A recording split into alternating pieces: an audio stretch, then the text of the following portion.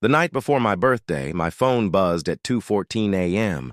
I figured spam or some bank fraud alert about a $12 charge for a streaming service I forgot I had. I unlock the screen and my heart stops. Balance. $56,000 negative.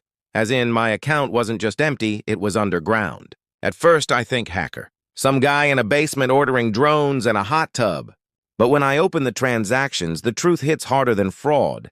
Every charge is legit. Mortgage payments, spa packages, a giant repair bill for a lifted truck I don't own. Transfers labeled family, all authorized from our joint account. I walk into the kitchen, flip on the light. My wife wanders in, hair up, sleepy, absolutely calm. I show her the screen. She sips water and says, "The family needed it more.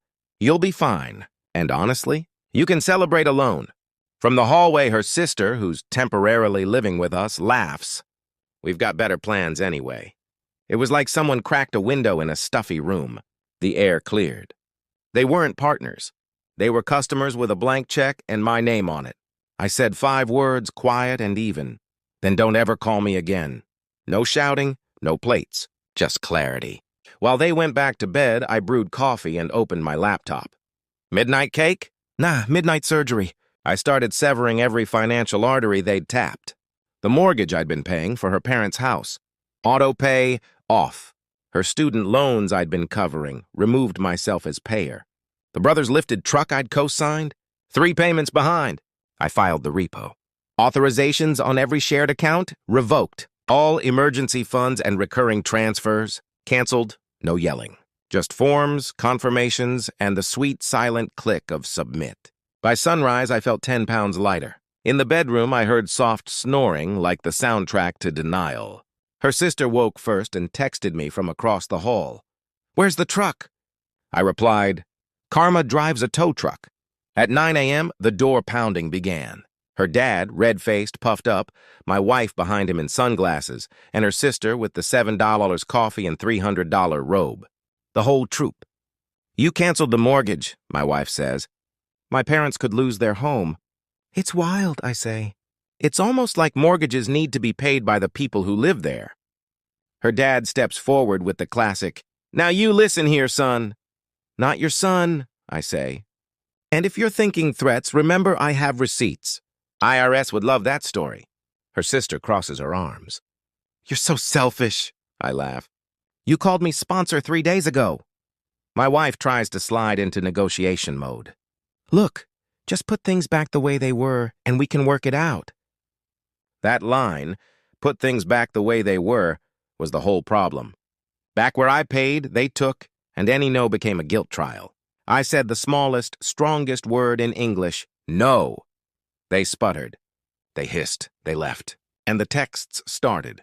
Facebook posts appeared, cryptic quotes about betrayal. Cousins messaged me to be the bigger man. A burner email arrived. "We didn't raise you to be like this." I didn't even need to guess who wrote it. Meanwhile, I built a new spreadsheet that wasn't about rescue missions. I called it Freedom Fund.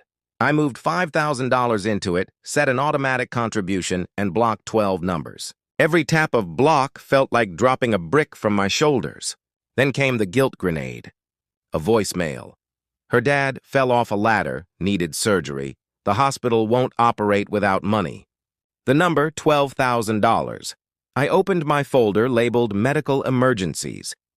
There it was, 4 years of urgent, dental work, ER visits, back surgery, anxiety treatment that turned out to be a spa retreat. Every story was life or death until my card cleared. Then it was ghost town. I didn't call back. Not because I'm heartless, but because I finally understood the pattern. If I said yes, I wasn't helping. I was training them. Weeks passed. Peace settled in. I cooked simple meals. I slept. I watched my Freedom Fund tick upward. Then a cream envelope hit my mail app. Fiona's wedding invitation. The audacity was art. I went. Black suit. Black tie. Sunglasses indoors because I was done playing polite. The venue was a rustic barn pretending not to be expensive. Edison bulbs, $30 napkins, the works. I took a seat, took a sip, took the temperature of the room. Eyes on me like I brought a storm. My wife approached in a bridesmaid dress, and that expression she thinks looks like regret but always reads like calculation. "You look different," she said. It's called debt-free, I said. Her dad lifted a glass from across the barn, some too-late peace offering. I ate a crab cake. Priorities. I didn't cause a scene. I didn't deliver a speech. I just existed quietly in a life that was finally mine. I enjoyed their open bar, and for once I wasn't the one paying for it, directly or indirectly. That was enough. A year later, here's the epilogue. My savings is back. Credit clean. Freedom fund healthy. I take a simple vacation and don't check my phone every 5 minutes for emergencies. My cousin Ava brings a real birthday cake and says, "You weren't the problem. You were the first to escape." My ex still vague posts about sacrifice.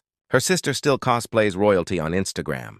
Their dad tells bingo buddies I abandoned family. Let 'em talk. That's all free. The best gift I ever gave myself wasn't a car or a trip. It was a boundary. No to being a walking ATM. No to weaponized guilt. No to put it back the way it was. I kept one thing, my peace. And on my birthday, I cut a slice of cake in my quiet apartment, looked at the number in my freedom fund, and toasted the smallest word that saved my life. Thanks for watching, PLZ like, and subscribe my channel.